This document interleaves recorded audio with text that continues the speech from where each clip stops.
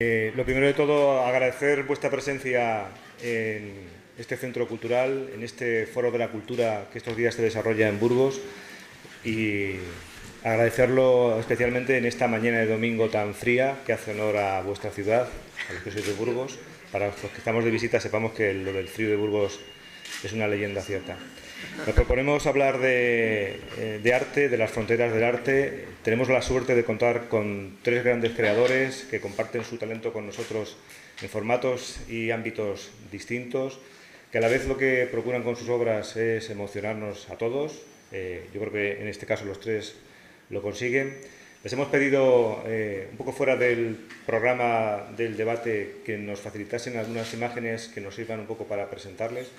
Así que, si os parece, lo primero que vamos a hacer es ver rápidamente unas imágenes de cada una de las obras de los tres, a la vez que aprovechamos para presentarlos. Vamos a empezar por Paula Bonet, cuya trayectoria pasa desde el mundo de las bellas artes clásicas, la pintura, hasta la ilustración, la novela gráfica, en un formato de éxito comercial, que seguro que a ella no le gusta que emplee estas palabras, con su reciente obra La Sed, que aquí tenemos en la mesa.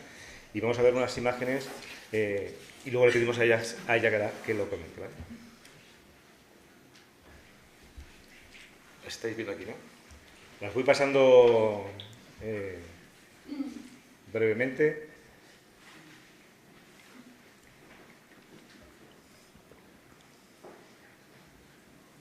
Paula, dinos qué estamos viendo.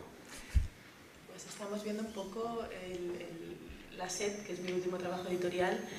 Una de las ideas que está todo el rato palpitando en el libro, ¿no? que es el hecho de sentirnos observados, sentirnos juzgados, y esto se representa metafóricamente en una serie de pájaros muertos que ahora veremos, y de personajes que miran desde detrás de una especie de veladura oscura. Estos son unos aguafuertes que también forman parte del libro. Estos son los pájaros de los que hablaba.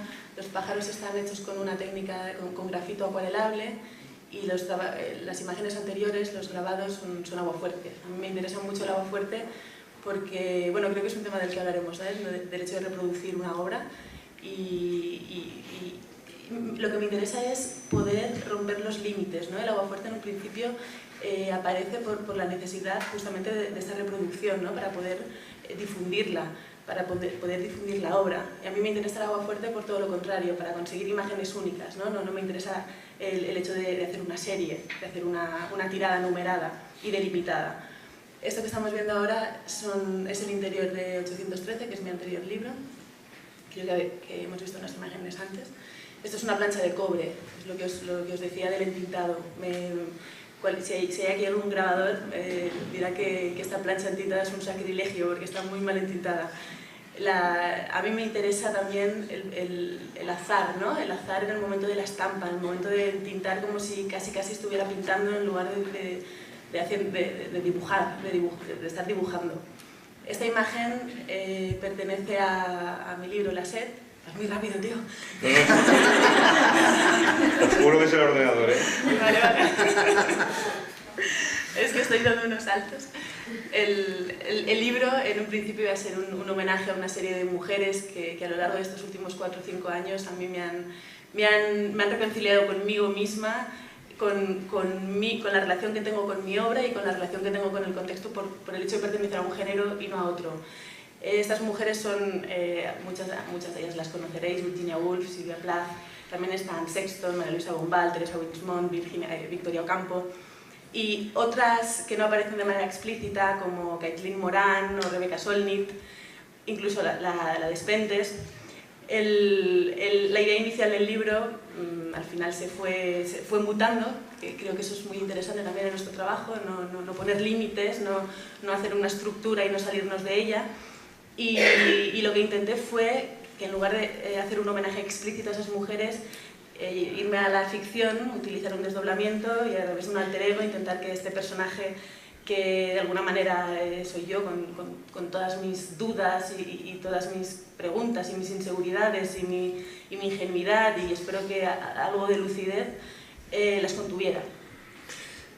Estamos también en tu faceta de ilustradora, ¿no? Sí, he puesto 2 o 3 imágenes de trabajos hechos por encargo, que es algo que no suelo hacer. Entonces, bueno, este es un cartel que hice para Vetusta Morla, para su gira mexicana. Me pareció, bueno, a mí me encanta Vetusta Morla, y que me hicieran este encargo fue brutal. Esta imagen es de un libro que acaba de publicar Pretextos, de un ensayo de un filósofo alemán sobre la amistad, de Wilhelm Schmidt. Y creo que había otra imagen hecha por encargo también. No, esta es la última de las tuyas. Son esas dos. O sea. Bueno, así habéis comprendido el valor y la creatividad de Paula Bonet. Nuestro siguiente invitado es Suso33, empezó como grafitero en las calles, perfil que mantiene, aunque hay que decirlo en voz baja, por la Policía Municipal. Es también básicamente uno de los grandes, si no el más importante y relevante creador de lo que se llama como arte urbano. Vamos, Suso, a esta. Bueno, su talento artístico lo desarrolla también como escenógrafo, en performance. Eso es el tema que queremos debatir con ellos tres, de cómo se rompen las fronteras, las etiquetas de la creatividad artística en este siglo XXI. Vamos a ver una muestra de las obras de Suso. Suso. Muy bien. Bueno, gracias a todos por organizar esto, a la organización, a vosotros por venir, y que me resulta muy interesante el poder debatir los conflictos que tenemos y bueno, pues este es un marco bastante interesante. Gracias. A ver. Estamos mostrando imágenes de distintos trabajos míos, de trabajos, por ejemplo, un trabajo que hago en la calle que es legal ilegal, y cuando lo meto en el espacio público es legal, ¿no? Entonces, los límites, las barreras, en esa tesitura que gente como yo no se puede encontrar habitualmente desde el principio. Yo empecé haciendo graffiti puro y duro, clásico, y a raíz de eso, pues tienes múltiples y muy diferentes experiencias, buenas, malas, vamos, de todo tipo. Estás constantemente expuesto en la calle, en el espacio público, y por medio de la experiencia pues adquieres un conocimiento que es distinto a un conocimiento que puedes adquirir por medio del estudio, ¿no? Pero que se complementa. Yo personalmente de lo que más he aprendido ha sido de colaborar con otros artistas, con colegas, artistas de otras disciplinas, y bueno, pues luego pasé a hacer toda esta serie que llamo de ausencias, que empieza a tomar más valor el lugar, el contexto. Ya no es tanto llegar con tu impronta y querer poner tu marca, identidad y todo eso, ya es empezar a dialogar con el lugar, con el contexto. Me gusta mucho utilizar la ciudad como escenario, como escenografía, una escenografía viva, ¿no? En la que en ocasiones, pues también... Vale, ahora sí me oye, ¿no? Perdonad. Y de algo que es bastante ortodoxo, como es el graffiti, pues empecé a experimentar con los años y fui pues aprendiendo a ver posibilidades en todos esos condicionantes, en la lluvia, en la permisibilidad, en el tiempo de duración, en el tiempo de ejecución. Entonces empecé a ver atractivo, o me empezó a interesar, los procesos. Los procesos, cuando empezamos a documentar, porque desaparecían los trabajos, pues ya no era solamente un registro, una documentación, sino que empecé a ver pues, otros medios, otros lenguajes, como el del vídeo, la videocreación, no solo para documentar o para tomar registros, sino para crear también con otros lenguajes, como es el vídeo, como es la acción con la performance. En muchas ocasiones realizo proyectos en los que no doy importancia al objeto final resultante y es más que nada pues, todo ese cúmulo de experiencias y de procesos, ¿no? De ahí que haya colaborado pues, con directores de escenógrafos, con músicos, con actores, con coreógrafos, con pintores, que a mí me encanta ver, relacionarme con otras personas. Anoche lo hablábamos de más que arte urbano, yo en muchas ocasiones lo defino como arte humano, de relacionarte, ¿no? Y, por ejemplo, todas estas series que se está viendo ahora es aprovechar las texturas naturales que hay en el espacio público, en la calle, en el entorno. Yo también estuve haciendo muchas pinturas de escenografía para teatro, para ópera, en donde tenía que imitar texturas de la calle, y sin embargo en la calle lo que hacíamos era taparlas con pintura blanca para meter colorines encima. Y ya llegó un momento en el que dije, ¿qué estoy haciendo? Si ya están las texturas naturales que me hablan. Cada vez intervenía menos y ya eran pequeños toques, como pues... cada vez cosas más sinuosas, ya muchas cosas que pasan desapercibidas, ¿no?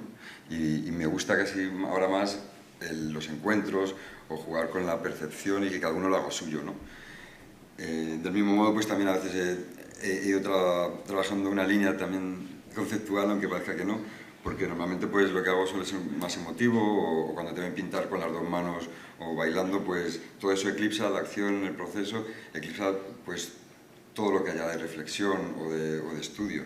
Pero bueno, eso para quien quiera o le interese, pues puede intentar buscar también un sentido, un concepto, pero a mí me gusta mucho pues como todo esto, son happenings en los que la gente participa, lanza mensajes y yo los transcribo sobre distintos soportes y al final surgen palabras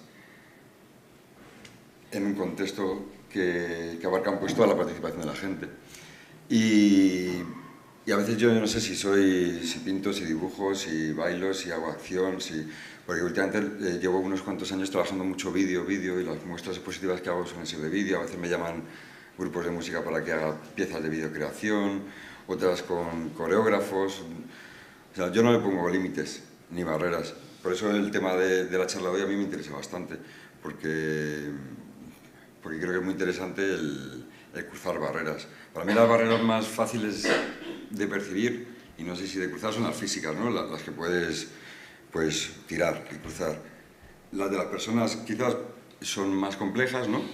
Las barreras que nos creamos como personas, y luego ya para mí las barreras más complejas son las interiores, ¿no? Que son las imperceptibles, las intangibles. Teníamos también un par de pequeños vídeos. Sí. ¿No?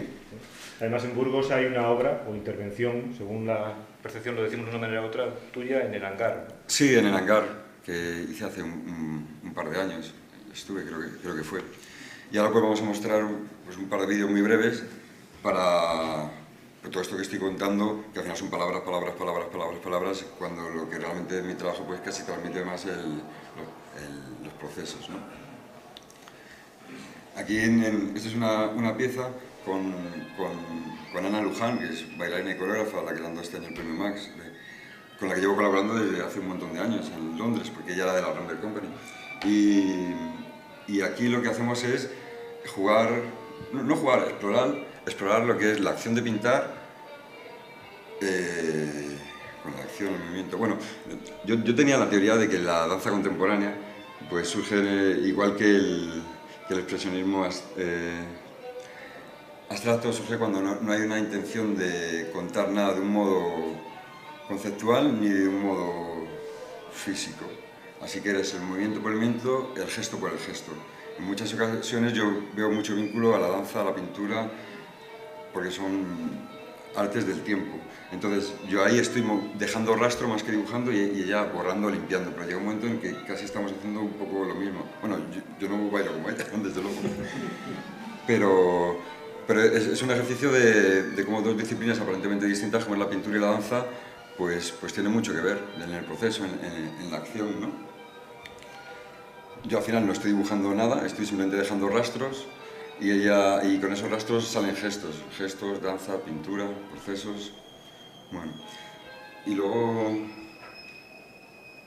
por agilizar un poco los otros vídeos, pues en uno de ellos he hecho una breve selección pues, para ponerme un poco en situación y para la mesa de debate que tenemos y para no extenderte mucho, claro.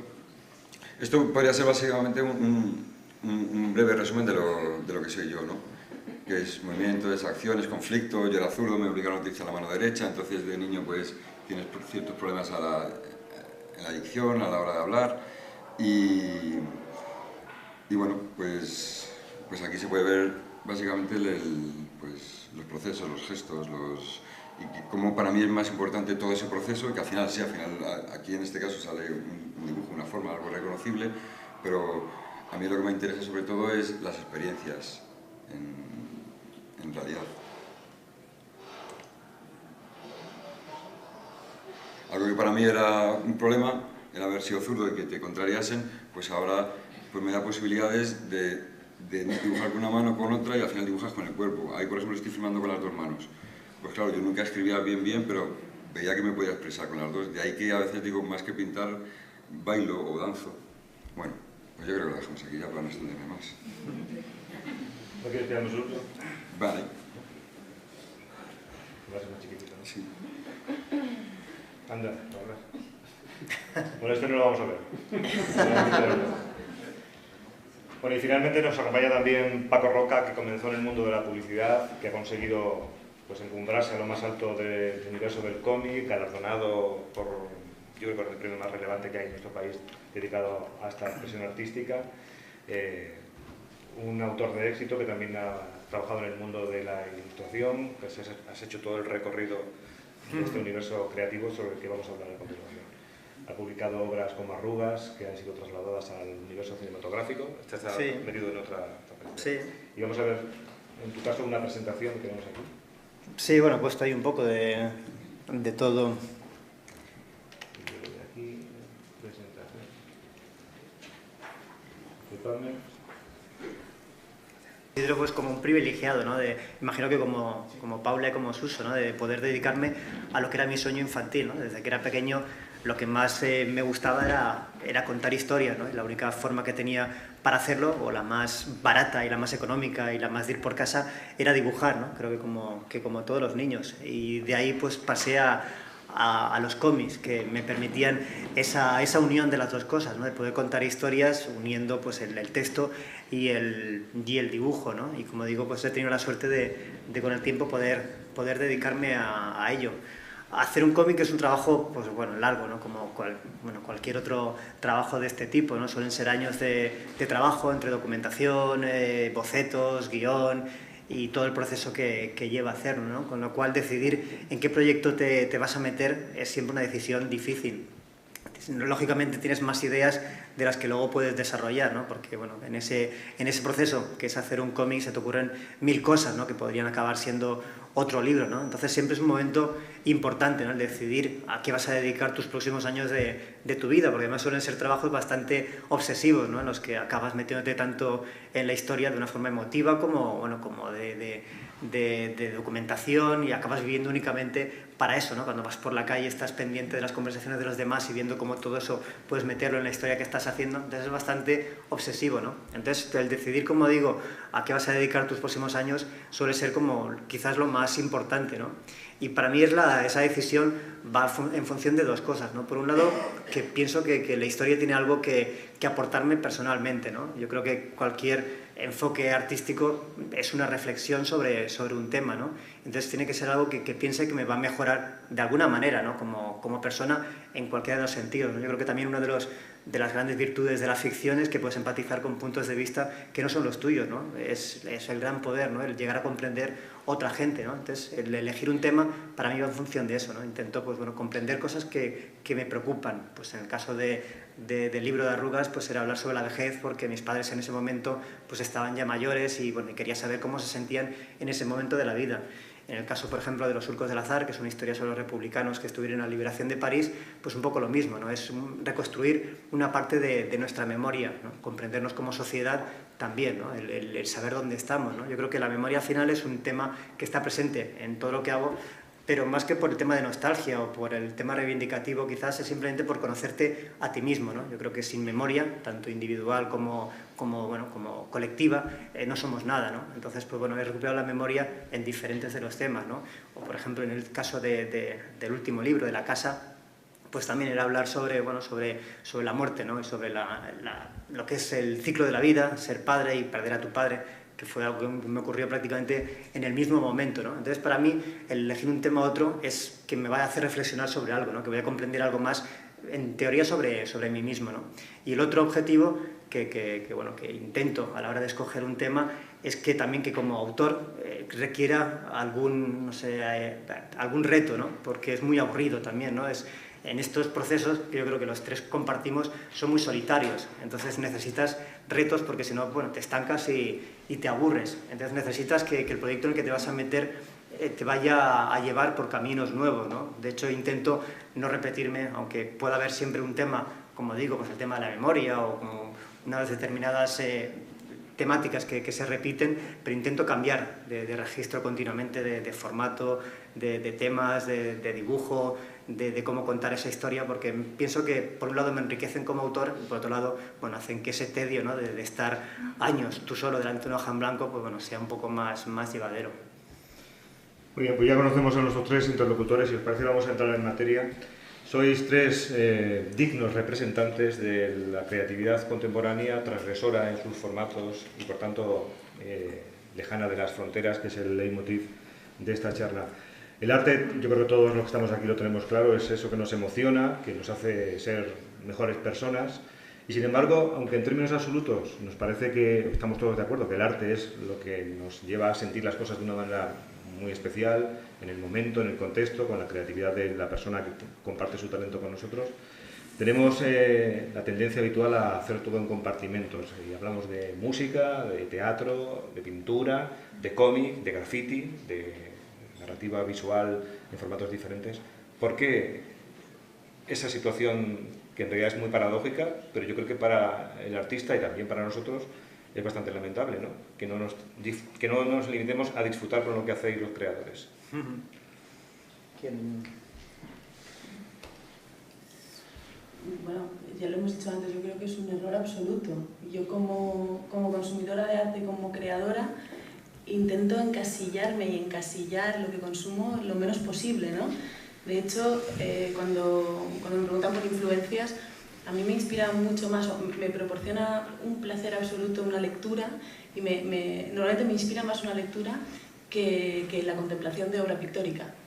Y creo que eso es interesante, ¿no? Ver cómo al final todo el arte todos estamos bebiendo del mismo contexto, los que estamos creando ahora mismo. Tenemos las mismas inquietudes, nos afecta de la misma forma o de una forma muy parecida los problemas sociales que ahora mismo existen. Entonces, creo que es un error encasillarlo. Yo durante un tiempo fui profesora en secundaria y me di cuenta, era profesora de castellano, y me di cuenta del error, ya desde el colegio, ¿no? De separar las asignaturas de esa manera tan bestia. Porque yo veía que mis alumnos entendían mucho mejor qué era el movimiento romántico viendo una pintura de Friedrich que con un listado en la pizarra de características literarias del movimiento romántico. Entonces, si todas las artes están bebiendo de todas ellas y todas se alimentan y todas forman parte de un contexto, ¿por qué? ¿Por qué estamos encasillando ya las distintas artes y dentro de un arte concreto?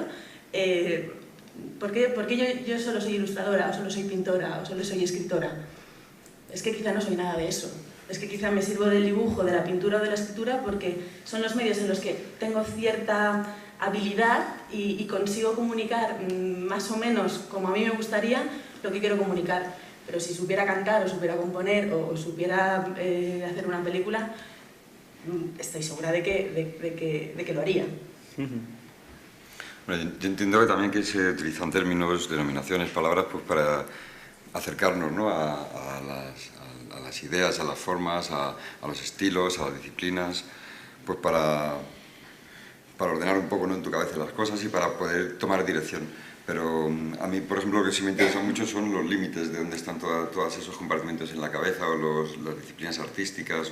¿Pero por qué quiero romperlos? Sí, no, sí, no, te estoy diciendo que yo creo que se utilizan los términos pues, para que nos entendamos todos, ¿no? Como los periodistas tienen que utilizar referencias para hablar de un artista, de a qué se dedica, pero luego tú, por supuesto, que tienes que tener plena libertad de hacer lo que te pide y el camino que tú creas que tienes que seguir, porque si no, pues seguirías una estructura que ya está hecha y al final, pues, no dejarías de ser como una repetición de lo que...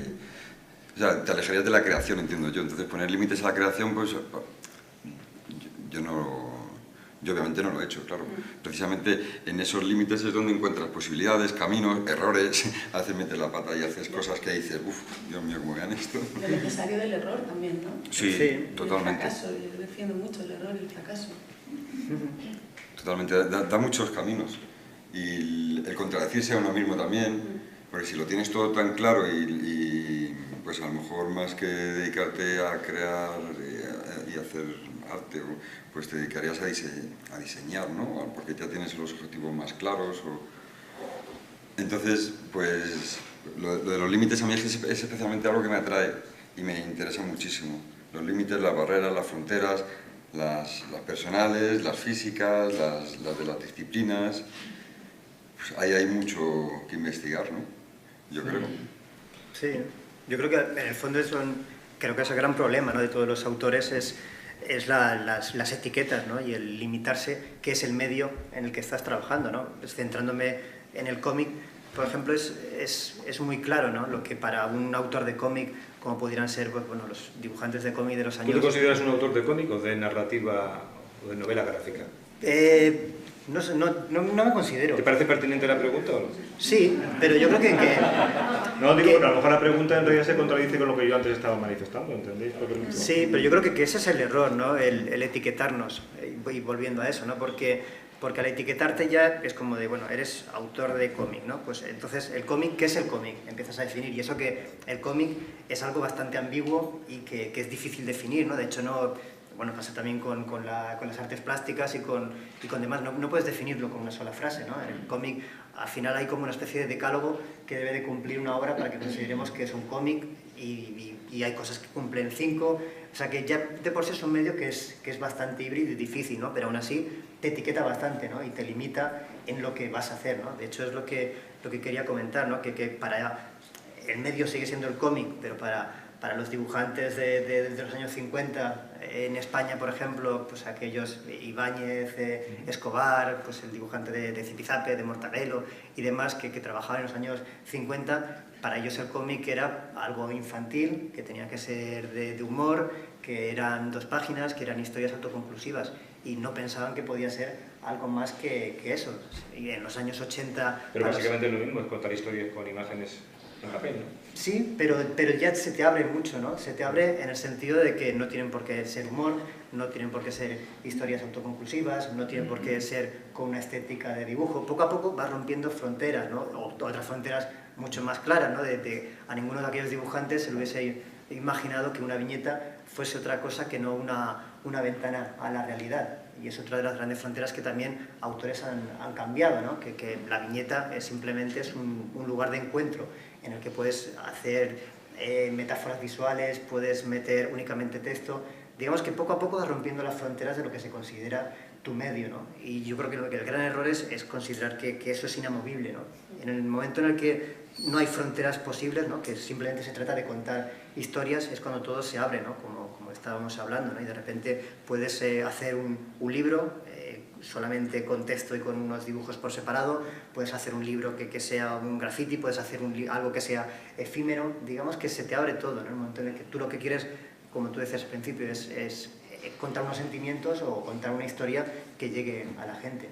Y nosotros sois autores de rango estético creativo muy diferente y os queremos preguntar, porque tenemos la oportunidad de hacerlo a los 3 a la vez, ¿cuál es vuestro proceso creativo? Cuando estáis delante de una pantalla, con una tableta, con una pared o con un lienzo o una hoja de un cuaderno, ¿os ponéis a trabajar pensando soy un ilustrador, soy un grafitero? Es que el proceso creativo no empieza con la hoja en blanco, empieza yendo por la calle y oyendo una conversación.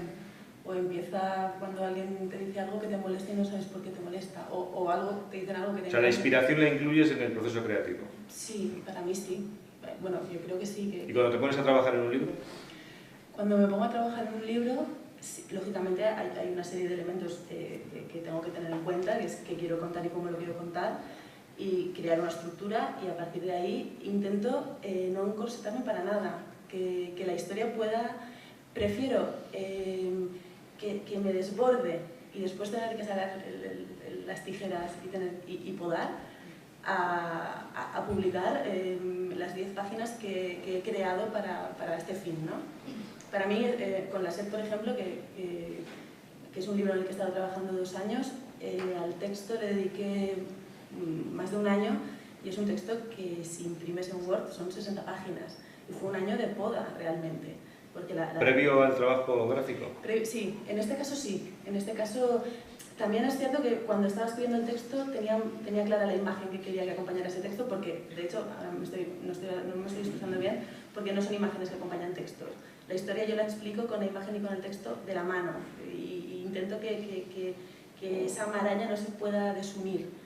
Y tenía claras las imágenes, pero fue cuando tuve el texto cerrado y cuando vi que a pesar de que lo había dividido en 10 partes, eran 3 bloques, era un bloque rígido en un principio, un bloque narrativo en el centro y un bloque abstracto al final, fue cuando vi que la técnica también tenía que ir de la mano de de cada uno de ellos, ¿no? Por eso la sed, el inicio, que es duro, que es rígido, que es crudo, que estamos encorsetados, al mismo tiempo es ingenuo, lo resuelvo con la línea de grabado, ¿no? Porque es la línea que me permite esa dureza, una línea hecha sobre una plancha de cobre, comida con ácido y estampada con un tórculo. O la parte narrativa, para mí era mucho más fácil utilizar el grafito, porque para mí lo moldeo mejor, ¿no? Y puedo narrar, hay una serie de secuencias de cine mudo en que no hay palabras. Y el final abstracto lo resuelvo con pintura al óleo, ¿no? Y estos barridos de aguarrás que se cargan el óleo o no. Entonces, durante el proceso de este libro ha habido mucha renuncia en el momento de poner el texto, pero ha habido también mucha renuncia en el momento de seleccionar las imágenes, porque aquí hay 340 páginas, no he contado las imágenes, pero en el cajón de dibujos y de grabados y en mi estudio, donde guardo las pinturas, bueno, podría hacerse el libro de los descartes. Entonces, para mí es importante no delimitar, nunca, y menos durante el proceso creativo. ¿Y en vuestro caso? ¿Cómo es el proceso?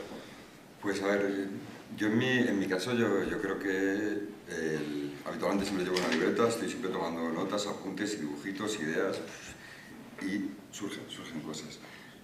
Cuando abordo un proyecto me meto en él, pero a la vez estoy con otro, y me centro en un tiempo, o unas horas, o un rato, y luego salgo de ese y me pongo con otro, pero luego vuelvo con el que estaba trabajando antes, con otra perspectiva, con otra visión, que a mí me cuesta mucho desvincular y desligarme o organizarme bien como para centrarme en una única cosa.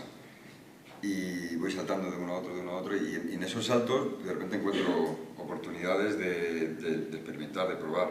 También es un poco una locura, porque no acabas de concentrarte, porque entiendo yo que para trabajos así pues tienes que planificarte bien, porque a veces yo lo veo casi un trabajo escultórico de que tienes que pensar a largo plazo, ¿no?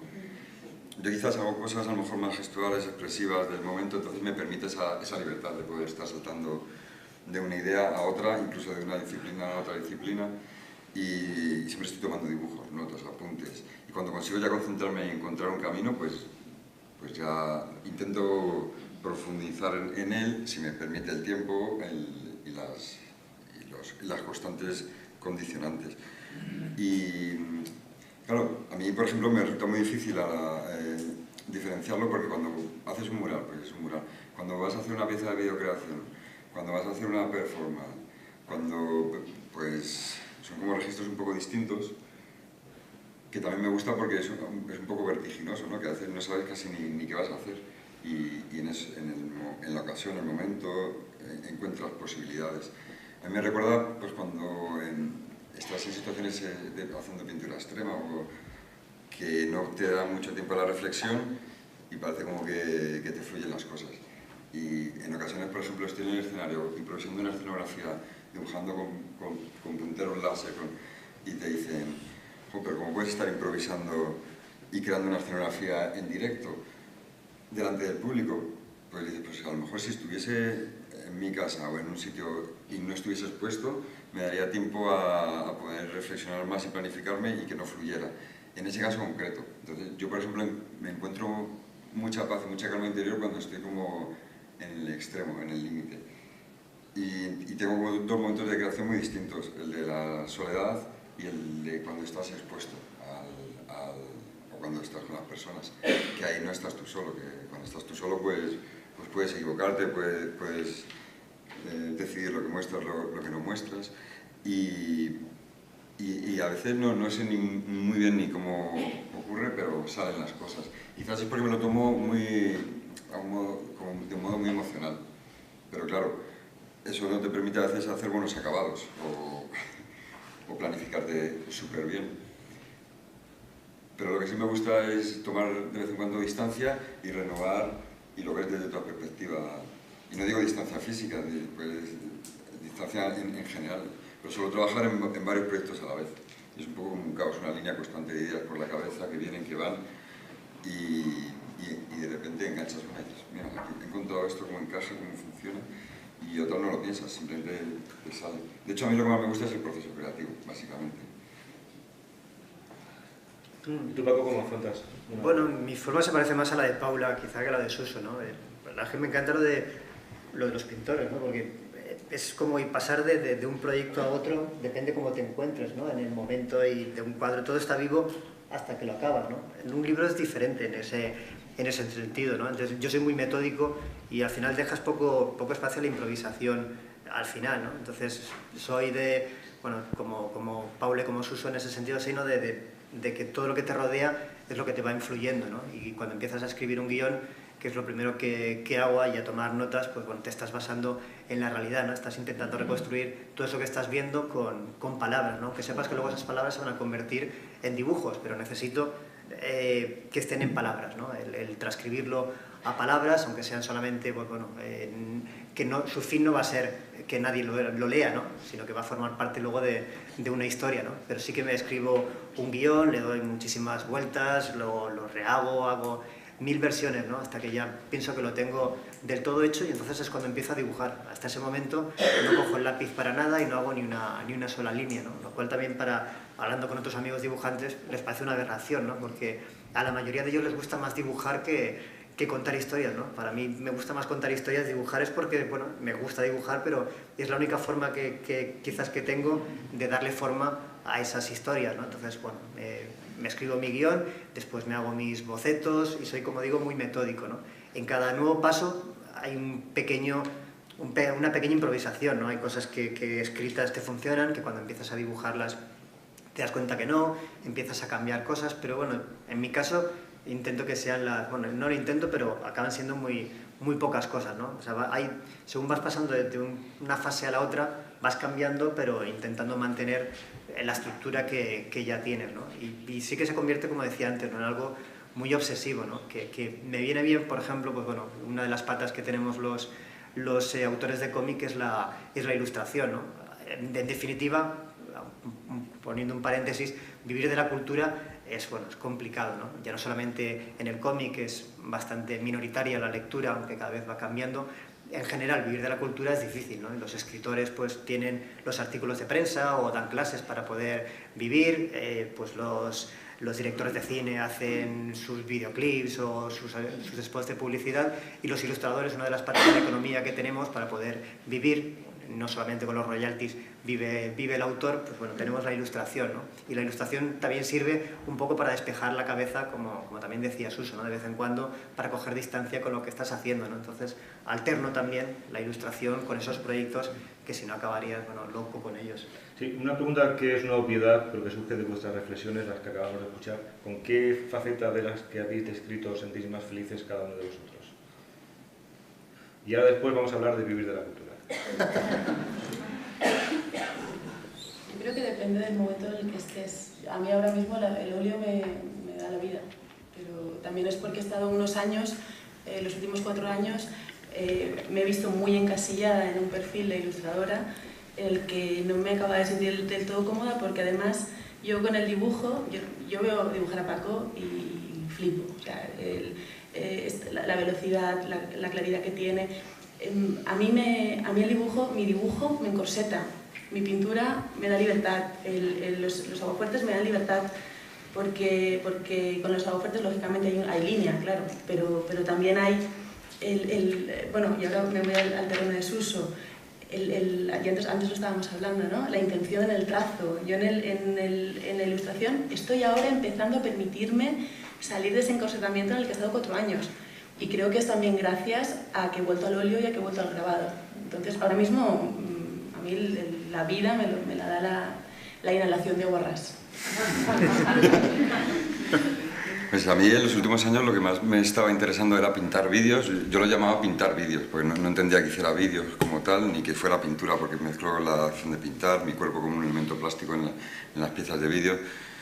Entonces me resulta curioso de lo que estamos hablando. Porque quien no lo haya visto, a lo mejor sí.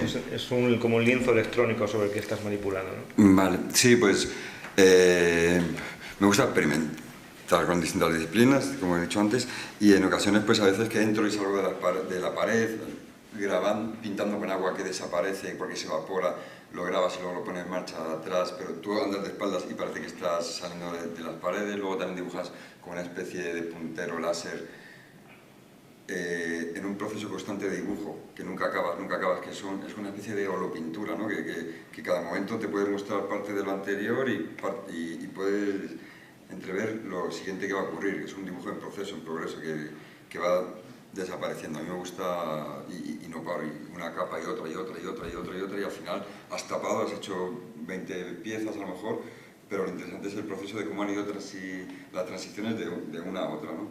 Pero en donde más me siento cómodo, sin duda, es en lo que vengo a llamar pintura escénica de acción, que es la acción de pintar utilizando los elementos del medio, que en la calle es la luz del sol, la lluvia, la gente que pasa, el tiempo límite que tienes, la perdurabilidad de la obra, y en los espacios escénicos pues es que puedes pintar con la luz, con el sonido, con la maquinaria escénica, con la danza contemporánea. A mí de lo que más me interesa desde hace muchos años es la pintura escénica en acción, sin duda. Que ya no sé si es pintura, si es performance, si es teatro. Si... ¿Tú, Paco, escribiendo la historia o, como me contabas antes, o dibujándola? Igual la fase previa, ¿no? que es lo que hablaba de que es la motivación de hacerlo, ¿no? Toda esa parte de la documentación, de hablar con la gente, ¿no? de comprender un poco la historia, ¿no? A veces también es una documentación interior, ¿no? Por ejemplo, como decía, ¿no? En el caso de la casa, que es una historia muy, muy personal, es ir a la casa que cuento que existe, estar ahí con tus recuerdos, hablar con un familiar de tal cosa, ¿no? Digamos que llegar a comprender, ¿no? Lo que quieres contar, ¿no? Primero tienes que comprender lo que vas a intentar con tus herramientas contar al lector, ¿no? Entonces esa primera parte para mí es lo que le da sentido a todo, ¿no? Luego, claro, tienes que amortizar todos esos meses de documentación haciendo algo que te reporte dinero, ¿no? Pero si pudiese acabar ahí, ya estaría, ¿no? Es esa fase en la que comprendes, ¿no? Lo que quieres contar, ¿no? Y luego, pues bueno, según vas avanzando, yo creo que, bueno, es un tópico, ¿no? Pero vas viendo las limitaciones, ¿no? Y casi que las fases que menos me gustan son las finales, porque es cuando ya es evidente que no consigues lo que... Te parece más estacanovista, ¿eh? Claro, o sea, al principio es lo de siempre, ¿no? Al principio tú, cuando empiezas a trabajar y cuando tienes esos meses y cuando tienes en la cabeza la historia y lo que quieres hacer y todo aquello, te parece que va a ser la gran obra, no solamente de tu medio, sino en general, ¿no? Que va a ser la leche, ¿no? Y según te vas acercando al final, todo aquello se va perdiendo, ¿no? Porque te empiezas a enfrentar con una fase o con otra con tus limitaciones, ¿no? O como contador de historias, como narrador con imágenes, como dibujante en sí, Entonces, cuando llegas al final, ahí ya está la cosa, ¿no? Porque es como también tienes siempre una excusa, ¿no? De, bueno, va, el guión está bien, ya puliré esto que no funciona o tal en la siguiente fase, ¿no? Y pasas a la siguiente, bueno, esto no está del todo bien, pero ya cuando haga el dibujo ya puliré, ¿no? Entonces vas echando ahí balones para adelante y luego cuando llegas al final te das cuenta de que tienes lo que has podido hacer, ¿no? Entonces en ese sentido siempre es un poco frustrante, ¿no? Pero también yo creo que eso es lo que hace que todos en el fondo queramos seguir trabajando, ¿no? Porque nunca llegas a saciarte con lo que has hecho, ¿no? Hablamos, Paula y yo ayer también sobre esto, ¿no? De que tú haces, es una especie de catarsis, ¿no? Sobre todo cuando haces historias que son bastante intimistas y cuentan pues, bueno, tus neuras y demás, ¿no? En mi caso vuelvo un poco a la casa, que quizás en ese sentido es como para mí la mayor catarsis, ¿no? De intentar pues, recuperar la figura de tu padre, ¿no? Y durante pues, el tiempo que dura la realización de ese cómic casi es como que si estuviese vivo, ¿no? Y estás teniendo un diálogo con él, ¿no? De cosas que nunca dijiste, cosas que tú intuyes y estás creando está vivo, ¿no? Y en cierta forma tú piensas que eso te ayuda y que has superado la situación, ¿no? Pero una vez lo acabas te das cuenta de que en cierta manera todo continúa igual, ¿no? Y piensas que no es un tema cerrado y que posiblemente dentro de unos años volverás a recuperarlo porque se te han quedado todavía muchas cosas por decir o cosas que del todo no has acabado de expresar o no sabías cómo hacerlo, ¿no? Con lo cual siempre es un proceso frustrante, pero yo creo que es lo que lleva a que nunca acabes, ¿no? Y que quieras siempre afrontar un nuevo proyecto. Y que nunca eres el mismo, la misma persona que empieza, la que acaba es otra persona, el mismo proceso ya te ha cambiado. Sí. Vamos, sí. Pues decía que íbamos a hablar del oficio de artista. Vosotros sois tres artistas de incontestable éxito, no solamente en vuestra popularidad, sino de éxito de aprecio crítico. Y se da yo creo que la esquizofrénica situación de este momento del arte en el siglo XXI, de la cultura en el siglo XXI, es que nunca antes hemos compartido tanta cultura y conocimiento en la humanidad, gracias a estos cacharros o a los que llevamos en el bolsillo. pero también es un momento que está suponiendo pues, casi un apocalipsis en lo que es la supervivencia de la cultura, con muchas circunstancias muy positivas y otras que son auténticos retos. ¿Cómo es el oficio del artista en este momento? Predominantemente os pido vuestra opinión personal y también que como profesionales de este ámbito nos contéis la realidad de otros colegas vuestros, ¿no? ¿Cuál es el momento en el que está el artista viviendo en cuanto a su supervivencia? En realidad hay una fragilidad de los derechos de autor, anoche mismo lo estábamos comentando. La gente compartimos mucha cultura y arte, pero no todo el mundo está pagando por ella, gracias o debido a Internet. Se vive como en el Renacimiento, trabajos de encargo, que en este caso no son los mecenas, sino las editoriales, o los museos o las instituciones, o en realidad tenéis libertad para promover vuestras obras. Yo creo que estamos en un momento de tantos cambios que todavía a mí me cuesta mucho teorizar. Yo sí que sé qué es lo que no quiero hacer, qué es por donde no quiero pasar, y entonces intento estar cómoda en mi oficio. A mí, por ejemplo, quizá de aquí 2 años pienso totalmente distinto, pero me cuesta mucho aceptar un encargo publicitario. Prefiero... ¿Te lo puedes permitir? Perdona la indiscreción. Bueno, claro, lo que hago es, en lugar de hacer un encargo publicitario, hacer 3 retratos particulares. Para mí es más interesante por muchos motivos. Y uno, que es uno de los que más me preocupa, que es esto que estabas diciendo, ¿no? de cómo compartimos y cómo saturamos. Hay muchas veces que ya no depende, bueno, hay muchas veces no depende ya de uno mismo hasta dónde llega tu obra. Entonces, yo todo lo que pueda depender de mí, ahí sí que voy a intentar controlarlo. Y me va a costar mucho aceptar propuestas en las que yo sepa que cualquier imagen mía, que además yo tengo un compromiso con mi obra muy bestia, igual que Susi y Paco, desde que empecé a pintar, yo no quiero que esta obra se multiplique gratuitamente y se imponga a un espectador.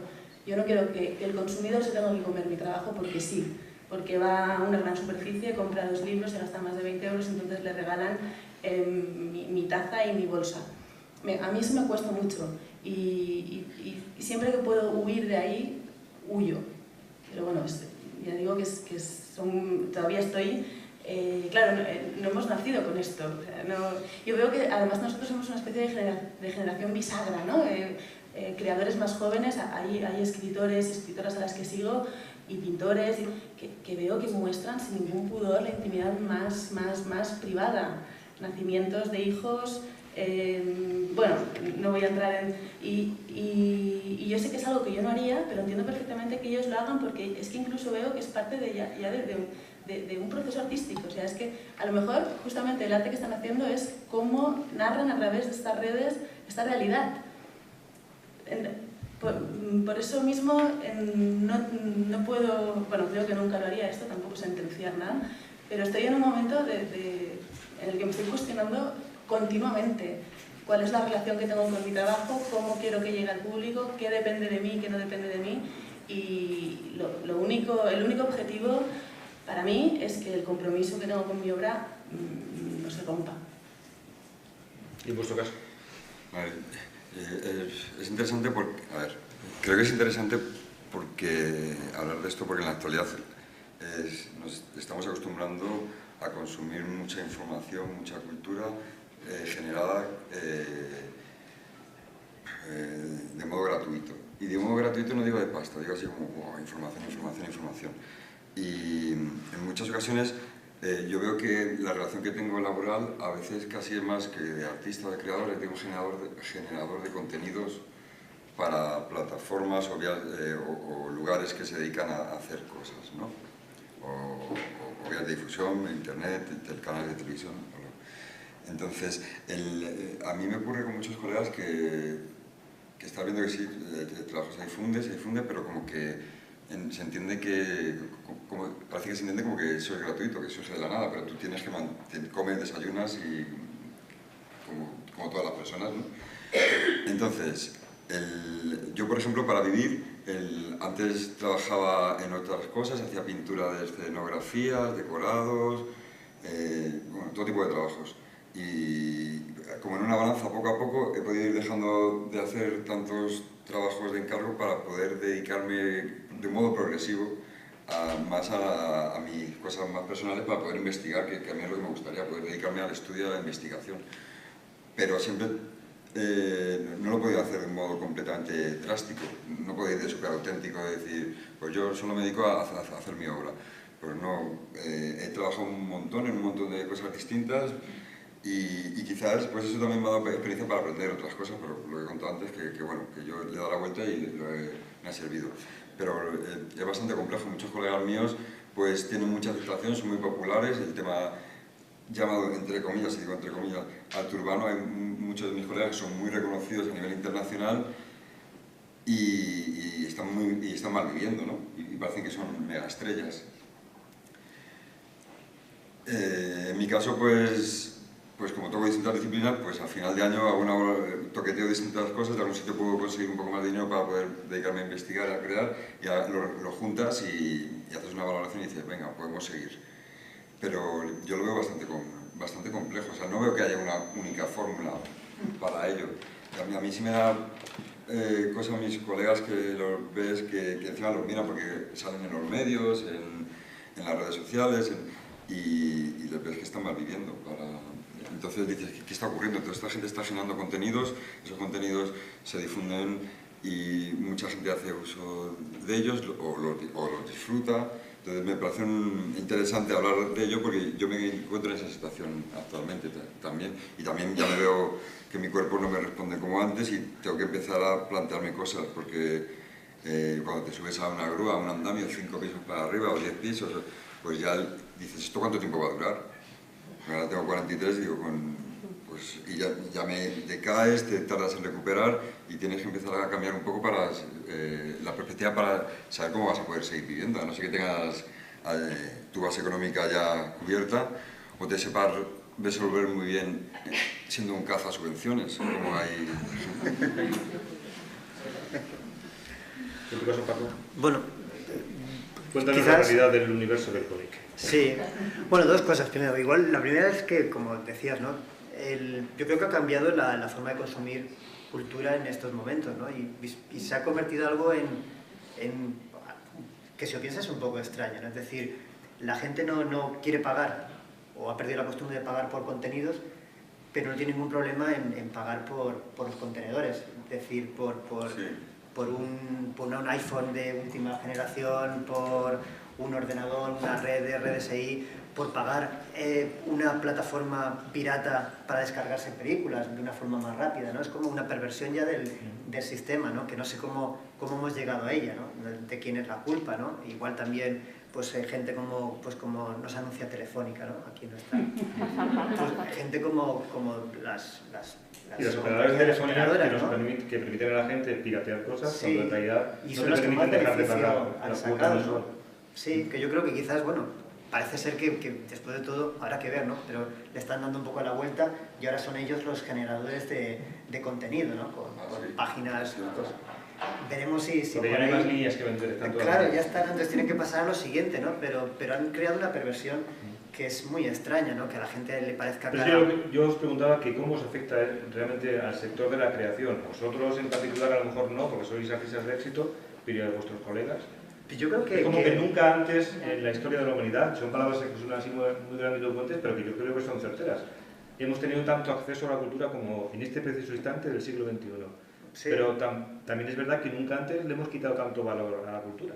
Sí, y claro, y ahora también la gente se descarga más que ve. O sea, que tú puedes descargar 1000 cosas, pero realmente no las estás asimilando de la misma manera, ¿no?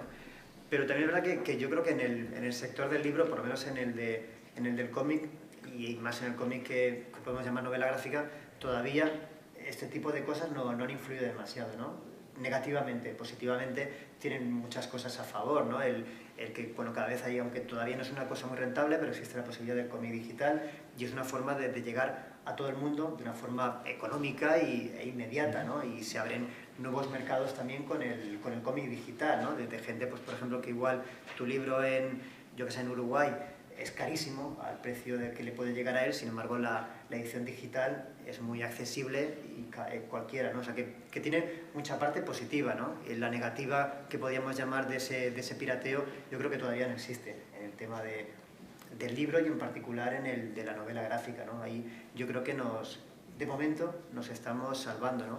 Ahora sí es difícil, ¿no? Como decía antes, vivir de la cultura, ¿no? Igual es que tiene que ser así, ¿no? O sea, muchos mantienen a unos pocos, ¿no? No puedes tener más autores que lectores, ¿no? Entonces es una pirámide que, bueno, que más o menos tiene que ser así. Entonces dentro del mundo del cómic pues hay de todo, ¿no? Hay los que malviven de ello porque no consiguen vender lo suficiente, y luego los que trabajan para industrias importantes, ¿no? Como puedan ser, pues, bueno, trabajar para el mercado norteamericano haciendo superhéroes o trabajar para el mercado francés haciendo el cómic francés, que en ese sentido pues, bueno, se puede vivir bien, pero bueno, muchos también se quejan del ritmo de trabajo, o que acabas haciendo, pues yo qué sé, una historia no sé, de Spider-Man, pues bueno, todos los dibujantes están encantados de hacer Spider-Man, pero igual Linterna Verde, que es un personaje que vamos, igual a nadie le apetece hacer, con historias cutres, pues no te apetece, ¿no? Y además al ritmo de trabajo, ¿no? Que tienes que hacer pues cerca de 20 y tantas páginas al mes, y son todos los meses, ¿no? Es trabajar un poco a destajo, ¿no? Entonces, bueno, estás haciendo cómics, que es lo que quieres, pero igual no es el tipo de cómic que querrías hacer, ¿no? En ese sentido yo soy, vamos, un afortunado total, porque hago las historias que me apetece hacer y además las hago al ritmo que yo quiero. Si un año pues no tengo ningún libro para sacar, pues no pasa nada, estará el siguiente. Lo único que tienes que intentar mantener ese formato, ¿no? Y ahí estoy con Paula, que es, continuamente te estás intentando replantear cuál tiene que ser tú como marca, ¿no? En el sentido de que te puedes quemar muy rápido, como hay muchos casos de ilustradores que brillaron muchísimo durante unos años y después saturaron el mercado y nadie quiere saber, de autores de cómic, de literarios, actores también, que de repente hacen todas las películas y después ya nada. Entonces el saber gestionar estas cosas a veces no es fácil, ¿no? Y vas probando y no sabes muy bien qué tienes que hacer, ¿no? En mi caso funciono con un equilibrio que es raro, ¿no? Pero que te das cuenta de que lo que más me gusta hacer son los cómics, contar mis historias, y con eso digamos que podría vivir, ¿no? Tengo la suerte de poder vivir únicamente con los royalties, porque además cada vez se vende, pues es algo que es mundial, y el mercado de la novela gráfica pues bueno, empieza a funcionar muy bien en otros países, y con lo que vendes en España, con lo que vendes en el resto del mundo, digamos que de eso podrías bueno, vivir más o menos, ¿no? Podrías no necesitar nada más. Pero sí que es verdad que eso te genera un nombre que te da un beneficio importante, ¿no? Pues por ejemplo, es mucho más rentable trabajar para El País Semanal o para colaboraciones de este tipo de prensa que hacer tus cómics, ¿no? Pero posiblemente El País Semanal o determinados encargos dentro del tema editorial o de lo que sea, no te llegarían si no tuvieses una obra presente en las librerías y salieses en los medios por la librería, que yo creo que esto es lo mismo que le ocurre a muchos escritores también, ¿no? que están ahí, ¿no? Que pueden vivir de los royalties, pero bueno, que tener una página de opinión en un semanal, pues bueno, les da visibilidad y es lo que le da realmente de vivir, ¿no? Entonces es como un equilibrio difícil, ¿no? Y por un lado tienes que seguir con lo tuyo, pero por otro lado esto también te está dando de comer, ¿no? Entonces es como de ir repartiéndote entre las dos cosas, ¿no? Las dos cosas te han de vivir, pero el motor que te genera tu marca, por llamarlo de alguna forma, es lo que estás haciendo, y tienes que ser, en eso no puedes, con lo otro quizás puedes prostituirte en cierta forma un poco, ¿no? Pero eso tiene que ser lo más sincero del mundo, ¿no? Si de repente haces un libro que es como una especie de encargo, o que suena aquello a falso, se te desmonta todo, ¿no? Entonces tu motor es ese, y con eso tienes que ser no podéis dar consecuente. Un paso en falso. Yo es que creo que se reduce todo a algo tan sencillo como es el compromiso con tu obra y la coherencia con lo que tú eres. Ya está. Y claro que luego tienes que hacer algunos... Y yo ahora también tengo la suerte de poder vivir de mi trabajo como pintora o ilustradora o lo que sea yo, que no sé lo que soy. Pero cuando tenía que hacer otros trabajos, desde dar comida en un comedor escolar, a trabajar en una agencia de publicidad, maquetando o dando clases en una academia de pintura, yo sentía que era la persona más afortunada del mundo, porque yo seguía con mi proyecto artístico. Nunca dejé de pintar. Y bueno, sí, tenía que hacer otros trabajos que me dieran cierta estabilidad económica, pero yo pensaba que estaría toda la vida así. Y al final yo creo que mi trabajo ha funcionado de cierta manera justamente por ese compromiso. y por ese no... otra vez el tema de redes sociales, de esta exposición pública, creo que es muy delicado este tema, porque es que de verdad te puede tragar, porque... ¿con quién? ¿Lo hablaba contigo, Paco? Bueno, las propuestas que te llegan de las marcas, ¿no? Que te utilizan como escaparate. Entonces, yo tengo muy claro que no voy a ir a un evento, no voy a hacer 2 tweets, no lo voy a hacer, porque es que es cargarme todo en lo que yo creo. Y dejaré de ganar una cantidad bastante sabrosa por hacer esos 2 tweets, pues pintaré a la hija de no sé quién. Porque seguramente, aunque aquel retrato no sea mi obra más comprometida, al final estoy pintando y al final a mí me parece mucho más coherente con mi discurso pintar a esta mujer, porque al final a mí lo que me gusta es hacer retratos, que hacer estos 2 tweets, hablando de la magnífica pintura de la chapa de un coche. Además que nada tiene que ver conmigo. Bueno, deducimos por lo que decís los tres que no dais abasto de parar de trabajar, pero que os sentís afortunados de tener la suerte de tener el trabajo que tenéis, al menos vosotros tres, ¿no? Bueno, vamos a entrar ya en la recta final de este encuentro en el que estamos intentando alumbrar el debate sobre las fronteras del arte. Vosotros tres sois básicamente artistas visuales, con concepciones distintas de vuestro trabajo, y estamos en un momento en el que la sociedad es una sociedad extremadamente visual. Redes sociales, páginas web, lo que nos rodea, todo es muy visual. ¿Eso afecta a vuestro trabajo como fuente de inspiración? ¿Os moldea a la hora de trabajar? Yo intento que no lo haga. ¿Tú, Suso? Estaba pensando, porque es cierto que artistas que nos dedicamos a lo visual, ahora se consume, lo visual es lo que ha tomado mucha presencia, ¿no? Instagram, y... Parece que la palabra va perdiendo valor frente a lo visual, una extraña y perversa Pero a través de dialéctica. lo visual se puede llegar a la palabra. Sí, pero parece porque está, por ejemplo, por poner un ejemplo, Twitter, Facebook, Instagram, que hay ya menos palabras, ¿no? Al contrario de Twitter que tengo. Pues imagino que sí que te tiene que afectar, claro, porque yo cuando me meto en Instagram es imágenes, consumes, y también tu percepción de las imágenes, tu experiencia es otra, porque yo sí recuerdo hace años que me miraba de un modo más pausado mirando las cosas.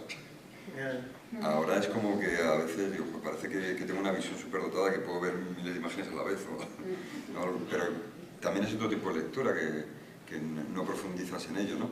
A mí, por ejemplo, lo que me gusta de los libros es que el libro como objeto. De hecho, en alguna ocasión he participado en alguna feria del libro de autor porque pues, la experiencia de tocar el libro pues me gusta, de leerla a tu momento, ya lo veo casi un acto performático. Cuando pasas la página, el olor de la página, tu respiración, porque te dedicas, te centras a ello. Pero yo creo que a mí sí me está afectando, pero a modo ya casi de enfermizo, que a veces me siento como sobresaturado, de que no me da tiempo a digerir toda esta información. Pero quizás es porque no sé gestionarlo yo bien. Entonces imagino que se verá reflejado en mi trabajo en algún momento, ¿no? Yo creo que es positivo, ¿no? Que creo que nunca hemos tenido tanta información a nuestro alcance en todos los sentidos, ¿no? Y eso nunca tiene que ser malo, ¿no? Yo creo que para un autor que está empezando es una oportunidad enorme, ¿no? El ver todo lo que se hace en el mundo, ¿no? Cuando yo empezaba estabas muy limitado, ¿no? Podías ver lo que salían en las revistas, y las revistas que te podías comprar o que tenían tus amigos, ¿no? Y en la música ocurre lo mismo, en todo, ¿no? Estábamos muy limitados con el tema de la información, ¿no? Y ahora, pues bueno, hay una sobresaturación, pero bueno, ya es trabajo de cada uno el seleccionar lo que quiere, ¿no? En mi caso particular, claro, cuando llegas, estás ya viviendo de estas cosas y te influyen cada vez menos, ¿no? Lo que tienes alrededor. Yo no le dedico demasiado tiempo a buscar porque tienes poco tiempo y tienes que seleccionar mucho lo que haces, ¿no? Pero sí que a veces pues eso, echas un vistazo y te das cuenta de la cantidad de información que hay, ¿no? Y que te puedes perder en todo aquello, ¿no? Pero intento no dedicarle demasiado tiempo, ¿no? De hecho, incluso a veces tampoco no soy un gran lector o sea, leo muchos cómics, por supuesto, porque es mi trabajo, veo mucho cine y demás, pero intento limitarme porque soy muy inseguro, y muchas veces cuando estás trabajando en algo y ves algo parecido, te puede hacer cambiar totalmente, ¿no? O decir, si está muy atrasado, decir, joder, ¿para qué voy a meterme 2 años en este proyecto si ya he visto tal película que ha tocado el mismo tema y lo ha hecho pues, genialmente, ¿no? ¿Para qué voy a malgastar mi tiempo, ¿no? Entonces, o al revés, ¿no? O estás ya a mitad y te influye, ¿no? Sin quererlo, ¿no? Entonces intento limitar mucho lo que veo, ¿no? Casi que vivo en una especie de burbuja, que no es que sea bueno, pero a mí me sirve un poco para seguir hacia adelante, ¿no? El mirar lo justo alrededor para que no me quite también la ilusión de pensar que estoy descubriendo mi propio camino, ¿no? ¿Y no creéis que se puede banalizar el arte y también vuestro oficio en concreto? Antes disfrutábamos de la obra de los grandes fotógrafos y ahora todos somos fotógrafos. Como Sí, sí, es cierto. Pero el contexto es otro y el arte va mutando la relación que establece con el espectador y la intención con la que se hace. También lo hablábamos anoche, hablando de pintura, claro, y no sé a quién citamos, pero Velázquez, claro, la pintura de Velázquez no tenía nada que ver con lo que un pintor puede hacer ahora. En aquel momento la pintura tenía una función concreta y ahora tiene otra. ¿Tú crees que son funciones diferentes? Sí, yo creo que sí. Es que depende del compromiso que tienes con tu obra, del contexto. En el caso de Velázquez, a mí me encanta las múltiples lecturas que el espectador puede hacer de la obra del autor según su momento vital y su estado de ánimo. Yo durante muchos años iba al Prado a ver al maestro y miraba sus cuadros con lupa y bueno, de hecho es una gran influencia, salvando las obvias distancias. La paleta pictórica de la Sed es velazquiana. Yo durante muchos años fui a aprender del oficio y lo tenía encumbrado por el oficio. Y después estuve una temporada sin pisar Madrid, volví hace 5 años que estoy yendo con mucha frecuencia y la primera vez que volví después de este lapsus temporal vi otro Velázquez, vi un cabrón, es que sí, pensé, joder, qué listo eres, tío, porque estás pintando unos bufones con una humanidad y con un desgarro impresionante, cuando tu trabajo era ser pintor de corte y estás retratando a los Austria con una burla que, claro, depende de tu momento, depende de la función. En aquel momento de la pintura, él era el retratista de la Casa Real. Tenía que dejar constancia de quiénes habían sido esos reyes y de su entorno. Pero claro, a mí que pinte... Pero eso yo no creo que perdona que irrumpa en la conversación, sí. Eso no, en cualquier caso no será la función primera de la obra artística. No, pero a él le encargaba la Casa Real y a ti te encarga Lumber Ediciones el libro, ¿no? Yo he hecho este libro y Lumber me lo ha publicado. Yo he tenido toda la libertad del mundo haciendo este libro y si... Que no lo pongo en juicio, al contrario, yo creo que debe ser así, que tengáis suficientes recursos para que se mantenga vuestra actividad creativa, que es de lo que disfrutamos todos nosotros. Sí, pero... Disculpad la irrupción, ¿eh? Pero, él tenía esa libertad, es que puede sonar paradójico, pero tenía esa libertad porque pintaba por encargo. Y lo que estoy intentando ensalzar, que no sé si me estoy expresando bien, es que tuvo, no sé cómo decirlo, fue capaz de, a pesar de poder estar muy encorsetado, desencorsetarse totalmente y que después de tantos años una pintamonas como yo vaya al Prado y vea cuál era su objetivo, cuál era su compromiso con su arte. Sí, yo creo que todo va cambiando, ¿no? Por ejemplo, siguiendo con la pintura, ¿no? En el momento en el que aparece la fotografía, la pintura tiene que cambiar porque está cumpliendo un poco uno de sus cometidos, ¿no? Que es mostrar una realidad, ¿no? Entonces yo creo que todo va cambiando. La fotografía posiblemente también cambiará, como tú decías, en el momento en el que todo el mundo es fotógrafo, ¿no? Entonces el fotógrafo tiene que buscar otra forma, ¿no? de contar, ¿no? De tener su mirada, de hacer algo diferente, ¿no? Y en el momento en el que, bueno, ya empiezan, ¿no? A haber programas informáticos que tú metes una fotografía y te la convierte en una ilustración, ¿no? Entonces la ilustración también tiene que mutar un poco para buscar su hueco de nuevo, ¿no? Entonces yo creo que continuamente estamos... Es como que la antigua discusión de la alta y la baja cultura, ¿cómo está en este siglo XXI? Yo no entro ahí. Bueno, yo creo que todos somos baja cultura, todos somos underground, ¿no? El cómic es underground, el graffiti es underground, la ilustración casi también es underground, ¿no? Como un pariente pobre para muchos de la pintura, ¿no? Entonces yo creo que estamos todos en el arte popular, ¿no? Sí, pero eso en cualquier caso también puede que sea otra frontera más un poco perversa, porque en realidad vuestras obras son celebradas y las disfrutamos. Sí, es Porque interesante. todo está mutando, es que estamos cambiando, siempre está mutando, y creo que ahora de una forma más evidente. Yo, o sea, Dale. simplemente por lo que tú dices, ¿no? De que es arte popular y demás, ¿no? Últimamente hay como, bueno, como para muchos críticos y para mucha gente es un buen momento del mundo del cómic, por ejemplo. Yo creo que el graffiti ha pasado y la ilustración también, porque empezamos a estar en los museos, ¿no? Tanto en España como de todo el mundo, ya puedes ver autores de cómic que estén en los museos. ¿Y ese era el objetivo? No. No, claro. Es genial, porque es como, bueno, pues vale, nos toman en serio o ya por fin, digamos, que no nos miran como con desdén o con inferioridad, ¿no?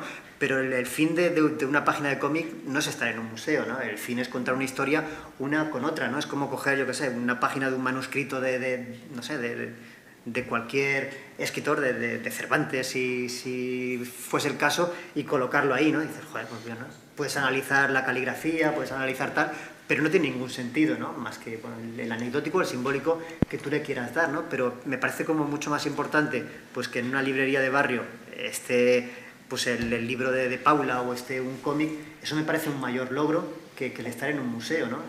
No está hecho para eso, ¿no? Pero sin embargo sí que entre cierta gente es como que, bueno, como que es un gran paso, ¿no? Y está bien, pero no es el fin. Pero la intención o el hecho es el mismo. Quiero decir, Sí. yo leo la casa y todo lo que me da la casa, la historia, el contenido, la emoción, como pintora, la gama cromática, los momentos de tener que dejar de leer porque me he emocionado. A ver, todo lo que me da la casa me lo da Silvia Pérez Cruz cantando El pequeño Malchuguines de Lorca, o me lo da El perro de Goya. Es lo mismo, es una manera de contar, una manera de expresarse y una manera de establecer un diálogo con un igual. Es que no entiendo, de verdad, no entiendo por qué ahora el cómic es más arte porque está en un museo. Yo no lo entiendo. Bueno, sí. Bueno, yo puedo imaginar que una de las funciones de un museo es la de conservar el conocimiento de la humanidad, ¿no? De lo que hace la sociedad, los seres. Entonces, es innegable ya que el trabajo que hacemos nosotros y gente de nuestro entorno pues es conocimiento de cultura y para las siguientes generaciones tiene que haber un registro y una documentación de eso. Y como un museo pues cumple una de las funciones que tiene es esa, es la de mantener el conocimiento para futuras generaciones, pues obviamente esto también tiene su espacio ahí, ¿no? Yo lo veo que casi de un modo muy natural, que es muy lógico, que tenga que ocurrir porque es que ya es cultura general, es de las... A mí lo que me está ocurriendo últimamente es que veo, digo, antes sí veía que los movimientos artísticos eran más locales, más geográficamente se iban expandiendo, pero claro, ahora con la comunicación pues es global, pues está como surgiendo, por lo menos en mis colegas, como una especie de arte global, que ya no se diferencian los países y con lo que decíamos antes si se estaba analizando, es posible que sí, pero también por la contra, yo a veces pienso, pues en la historia del arte, los sismos, los artistas ahora mismo que exponen, que hacen grandes exposiciones, que va mucha gente a verlas, que parecen como que cuando vas a una ciudad tienes que ir a ver esa exposición, que te hablan de éxitos de afluencia de gente a las exposiciones y tal. Eso es otra perversión. Sí, yo a veces me planteo, pues quizás por la falta de posibilidad de difusión de información o de comunicación, pues hay unos nombres que son los que se han quedado en la historia, también entiendo que son los que podían dedicarse a ello económicamente y, bueno, primeramente que valen por lo que hacen, obviamente. Y imagino que habría más personas, más... Pero a mí me da mucho miedo esa gente que decide qué es lo que se tiene que fijar y qué es lo que tenemos que seguir consumiendo. Y ahí voy un paso más allá. Y perdonad que meta el tema, pero ¿cuántas mujeres hay en todos esos libros de texto, en todos esos museos, en todos esos lugares que se está guardando esa obra tan importante que todos tenemos que seguir consumiendo? ¿Quién ha decidido que son estas personas y no estas otras?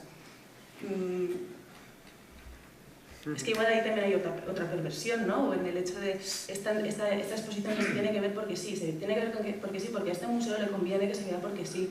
y porque al final tienes el pajarito del cuadro del Bosco Tal en un monederito. Pues... Bueno, pero un poquito eso, es que me pongo a opinar y yo solo estoy moderando. Que haya centenares de miles de personas viendo una exposición del Bosco no es necesariamente malo. No, en realidad es bastante mejor que vayan a ver un partido de fútbol. Por supuesto. Perdona que lo diga en esos términos. Sí, por supuesto. Y de hecho, a mí me da rabia haber estado 5 veces en Madrid y no haber podido verla por la afluencia, cosa que celebro. Pero no, perdonad, si no quería, igual me he expresado mal. No quería que sonara sentencia, solo quiero que sean temas que se puedan poner sobre la mesa y que se puedan debatir, porque a veces parece que hagamos algo porque es mejor y nos estamos dejando fuera otros algo que también son buenos. Eso sí que es negativo, que sea excluyente. Sí, yo quería... Pero que sea un éxito masivo este foro de la cultura de Burgos, que lo sean cualquier otra actividad cultural, pequeña o grande, yo creo que tenemos que felicitarnos. Sí, sin duda. Hay una cosa que antes citaba Suso, y yo creo que estamos ya sobrepasando el tiempo, pero hasta que no nos echen seguimos, ¿no? Hablabas de los objetos. Vosotros sois 3 artistas de éxito con objetos que son en realidad el fruto de vuestra creatividad, pero uno de los riesgos que estamos viviendo en este preciso momento en la cultura, gracias o debido a la revolución digital, es que todo se está virtualizando, ¿no? Sí. Hablabas tú de los cómics que siguen siendo un objeto porque hemos tenido, no sé si la suerte o la desgracia, cada cual lo contará de su manera, de que los e-book han sido un fracaso, por lo menos no ha sido el éxito que se esperaba, que podía haber acabado con la actividad editorial, ¿no? Sí. ¿Qué pensáis de esta discusión entre objetos y representación cultural virtualizada en Internet? En Internet, en el disco duro, en un pincho USB. Ya sé que los 3 defenderéis, claro, lógicamente, porque sois autores de obras en objeto, pero os pido una mirada más amplia respecto de lo que está pasando en la cultura, no solo en vuestro campo de acción. Me resulta muy interesante lo que está ocurriendo, porque puedes acceder tú como consumidor o como espectador a un montón de cosas que yo no podía hacer antes. Y antes tenía que ir a sitios concretos. Sí, Suso, pero la emoción es la misma. ¿Es lo mismo ver una obra tuya en la realidad que en una pantalla? No, es distinto. Para mí es distinto. De hecho, me estoy incluso acostumbrando a las imágenes en pantalla así como así.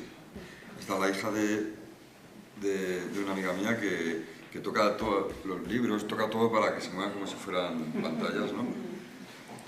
Y la emoción para mí no está siendo igual, pero quizás es que yo creo que estoy en un momento que necesito aprender a consumir o a digerir o a asumir todo esto, porque creo que soy un poco analfabeto digital, o no sé cómo se dice, pero que me cuesta ir entendiendo, bueno, no es que me cueste mucho, pero que no le saco todo el partido, todo el uso, toda la positividad a todo esto, porque creo que me pilla, no sé si mayor o que no me interesa, que no me obsesiona completamente, y desde luego que la experiencia es otra, claro, pero también encuentras nuevos caminos, ¿no? Claro, es muy fácil decir, es un momento de cambio, de transición. Yo creo que sería interesante que hubiera aquí una creadora millennial para saber qué piensa y cómo se relaciona ella o él con ese medio. Porque es claro, es que nosotros nos ha llegado nuestra cuenta de Instagram, mi página de Facebook me la hizo un amigo, yo no quería hacer una página de Facebook, no la entendía. Y estamos aprendiendo a base de equivocarnos, ¿no? Y no hay una experiencia previa. Sí que sabemos, cuando hablaba Paco de alguien que tiene un éxito absoluto, rotundo y que satura y desaparece, sí que tenemos esa experiencia y sí que sabemos lo que no deberíamos hacer si queremos llegar a ese lugar, pero no tenemos ninguna experiencia con redes. Entonces, yo me siento una ignorante y a veces sé que doy pasos en falso, suerte que también me permito desandarlo andado, pero lo que os decía antes, ¿no? Escritores o escritoras que ves que su realidad se narra de manera artística a través del formato Instagram o del formato Twitter o del formato con una foto y 2 palabras y claro, es otra manera, claro, lógicamente la pintura no es lo mismo ver el lienzo que ver el lienzo reproducido en la pantalla, pero cuando el objetivo de la obra ya es con ese soporte, pero claro, nosotros no estamos ahí, yo no tengo ni idea. Y la percepción de estas generaciones millennial también será, por tanto, diferente, incluida la de vuestras propias obras, claro. Sí, seremos unos... ¿Os obliga a manipular vuestros lenguajes? Hombre, yo creo que, bueno, en primer lugar, creo que en el caso de, pues, bueno, de los cómics, en la literatura, yo creo que quizás menos, ¿no? El formato en sí te condiciona como lo estás leyendo, ¿no? El que sea pues apaisado, que sea un formato muy grande, que sea pequeño, digamos que cambia la lectura que tú estás teniendo, ¿no? Entonces yo creo que en el tema del libro ilustrado, el formato es parte de la historia que estás contando, ¿no? Entonces juegas con eso, ¿no? Yo cuando pienso en la historia, también estás pensando un poco en el formato, ¿no? Cómo se va a reproducir eso, ¿no? Pero es cierto que hay cosas que son inevitables y el tema digital lo es, y posiblemente habrá un momento en el que de momento no es así, en el que quizás las ventas cambien, ¿no? Si ahora es residual lo que puedes vender de una forma digital, pues posiblemente igual dentro de 50 años o menos, a la velocidad que va todo, cambia, ¿no? Y empiezas a pensar en el digital, y el formato final en el que piensas que tienes que trabajar condiciona lo que estás haciendo y la forma de narrar, ¿no? Y de hecho en el mundo del cómic ha ido cambiando dependiendo del soporte, ¿no? Pues cuando era prensa pues tenía unas limitaciones de impresión, tenía unas limitaciones de espacio y las historias eran de continuará y eran tiras, la primera viñeta la utilizabas para resumir lo que había pasado el día anterior para que el lector lo supiese. Cuando se salen de la prensa y forman parte de unas revistas, pues es otro formato, otra forma de lectura, ahora tenemos otra. Digamos que los avances tecnológicos y los cambios de soporte han condicionado y han cambiado la forma de narrar y las historias que se narran. Y cuando lleguemos al digital, que será, imagino que inevitable, y empecemos a pensar que nuestra obra, en lugar de ir en papel, va en digital, pues cambiará también, ¿no? Cambiará la forma de pensar, la forma de narrar, se nos ocurrirán nuevas ideas, y eso no tiene por qué ser malo, ¿no? Es la evolución, ¿no? Quizás lo malo de estas cosas es que como siempre, pues todo acaba pervirtiéndose en cierta forma, ¿no? Y lo que en teoría parece como una democracia absoluta, que es Internet, ¿no? En el que podía funcionar muy bien la autoedición o las editoriales pequeñas, ese tipo de cosas, acabas viendo cómo se empiezan ya a crear como grandes grupos que si tú quieres vender mucho y quieres llegar a todo el mundo, tienes que estar en ellos, ¿no? Y ellos también te pueden condicionar o censurar lo que estás haciendo, ¿no? Con lo cual acabas un poco perdiendo esa libertad que te podía dar, ¿no? El tema digital. Entonces en sí, la verdad es que es positivo, ¿no? Y es inevitable que vaya cambiando, pero lo malo es que, bueno, que se acabe convirtiendo un poco en una especie de dictadura